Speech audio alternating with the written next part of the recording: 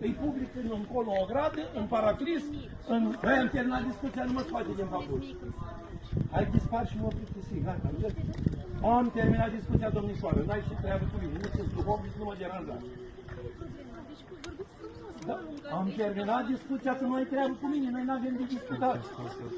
Dar du-te atunci în spațiu public a bisericii. Dar n-ai treabă unii spovedesc eu, vrei să spun? Hai, fugi și termină cu prostiile. Pentru că cu asta vă ocupați. Tu, când ai bușit-o pe aia cu oglinda în parcare de anul trecut, când o stai să o pândești pe smaranda cu cine se regulează, când stai să o pândești pe aia altă, prin paraclis cu cine se pupă, hai, liber de aici.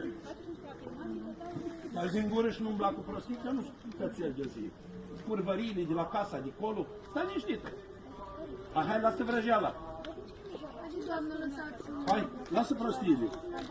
Măi, nu trebuie să-mi spui tu, nu trebuie să-mi dai tu mie lecție. Faceți voi liftiți mângheala de cunoscut oamenii, dar eu sunt mai parșiv decât crezi tu. Eu spun de 30 de ani, spun, mă deranjez și mă spionez. Nu permit treaba asta, spun. Da, tu personal. Hai, lasă vrăjeala, termină cu prostiile. Nu să nimic lecții de pedagogie. Nu, am ajuns să nu-ți permit la 5 metri de mine. Du-te în paraclis.